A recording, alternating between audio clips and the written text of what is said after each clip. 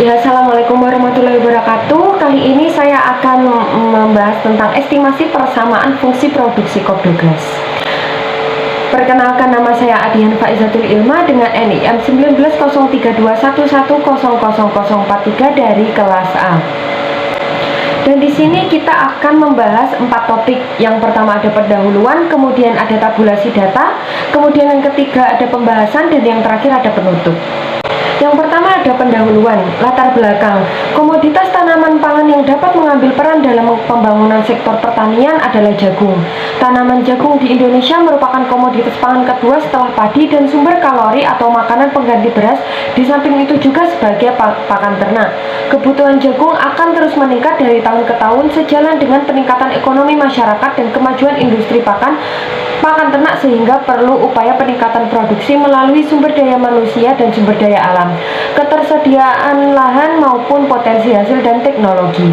Tanaman jagung sangat bermanfaat bagi kehidupan manusia ataupun hewan. Pengolahan usaha tani jagung hibrida pada umumnya masih menggunakan teknologi yang belum sesuai dengan rekomendasi yang telah dianjurkan, yaitu menyangkut penggunaan input produksi berupa pupuk, benih, dan sarana lainnya yang dibutuhkan guna mendukung pertumbuhan tanaman jagung secara optimal, sehingga memberikan hasil terhadap peningkatan kualitas produksi yang pada akhirnya berdampak pada peningkatan pendapatan dan kesejahteraan masyarakat. Tujuan dari penelitian ini adalah untuk mengetahui pengaruh benih dan tenaga kerja terhadap produksi usaha tani jagung. Kemudian yang kedua ada tabulasi data. Untuk analisis ini saya menggunakan data sebanyak 120 data yang terdiri dari satu data dependen dan 2 data independen, X1 dan X2. Kemudian data tersebut akan saya kalikan terlebih dahulu dengan 43 karena NIM saya nomor belakangnya 43. Data di bawah ini adalah data yang sudah saya kalikan dengan 43. Kemudian data ini adalah data yang sudah saya ubah ke dalam bentuk LEN. Setelah itu saya akan mengolahnya ke dalam SPSS. Assalamualaikum warahmatullahi wabarakatuh. Untuk kali ini saya akan menganalisis persamaan fungsi produksi Kopdoglas menggunakan aplikasi SPSS. Ini sudah terdapat data yang sudah disediakan oleh Bu Nurki. Saya tinggal mengubahnya dan mengalihkannya dengan NIM saya, karena NIM saya 43, jadi saya akan mengalihkan semua datanya dengan 43. Dan ini merupakan data yang sudah saya kalikan dengan 43.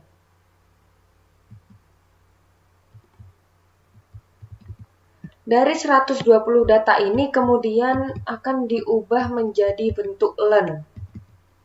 Saya melenkan datanya ini juga melalui aplikasi Excel terlebih dahulu. Kemudian data ini yang sudah dilenkan dikopas ke aplikasi SPSS. Sebelumnya, sebelum dikopas dalam data view, pada variabel view-nya kita perlu mengatur atau men-setting terlebih dahulu dengan desimalnya 6, lalu untuk measure-nya ini dalam bentuk nominal. Lalu pada data view kita sudah dapat mengkopasnya data yang sudah dilenkan tadi. Setelah itu kita akan mengolahnya dan klik pada toolbar Analyze, lalu Regression, kemudian Linear. Untuk variabel Y ini dimasukkan ke dalam dependent, kemudian untuk X1 dan X2-nya ini ke independent. Lalu pencet OK. Lalu sudah keluar outputnya. Data koefisien ini yang akan kita gunakan untuk interpretasi nantinya dan juga untuk mencari NPM dan juga elastisitasnya. Untuk interpretasi dan juga pembahasannya akan saya jelaskan di PPT. Sekian, terima kasih langkah-langkah dalam mengolah data saya. Wassalamualaikum warahmatullahi wabarakatuh.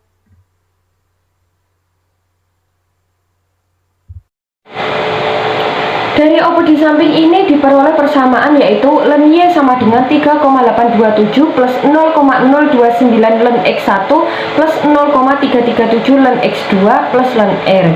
Sehingga dapat diinterpretasikan bahwa apabila variabel independen dianggap konstan, maka output akan bertambah sebesar 3,827. Kemudian besarnya koefisien regresi variabel benih len X1 sebesar 0,029, artinya apabila jumlah bahan baku naik 1%, maka jumlah output akan mengalami kenaikan sebesar 0,029 dengan asumsi variabel lain bersifat konstan. Kemudian koefisien regresi variabel biaya tenaga sebesar 0,337, artinya apabila jumlah biaya tenaga kerja naik 1%, maka jumlah output akan mengalami kenaikan sebesar 0,337 juga.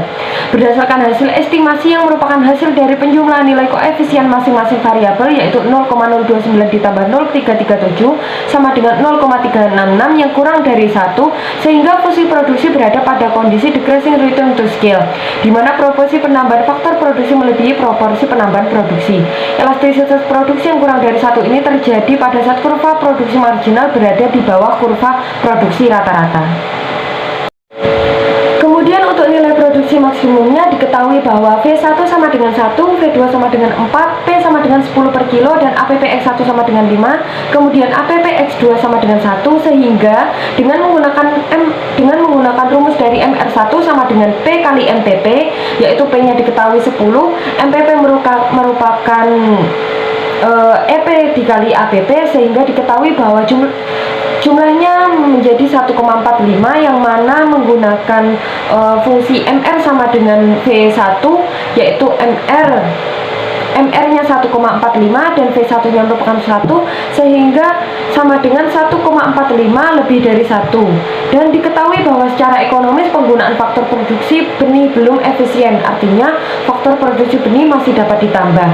Kemudian untuk MR2 menggunakan rumus yang sama dengan MR1 dan diketahui hasilnya sebesar 3,37, kemudian dimasukkan ke dalam persamaan MR per V2, di mana diketahui V2 sebesar 4, kemudian MR-nya diketahui 3,37 dan hasilnya 0,8 yang merupakan kurang dari 1, sehingga diketahui bahwa secara ekonomis penggunaan faktor produksi tenaga kerja belum efisien, artinya faktor produksi tenaga kerja harus dikurangi.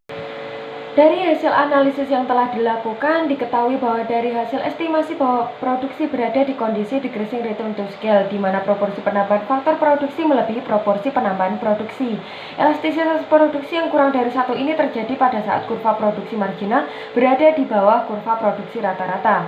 Pada penggunaan faktor produksi benih dan tenaga kerja juga belum efisien, di mana faktor produksi benih yang senilai 1,45 lebih dari 1, sehingga masih dapat ditambah agar lebih efisien, sedangkan faktor produksi tenaga kerja senilai 0,8 kurang dari 1 dapat dikurangi lagi sehingga lebih efisien. Sekian dari penjelasan saya, apabila ada kurang lebihnya mohon maaf. Wassalamualaikum warahmatullahi wabarakatuh. Terima kasih.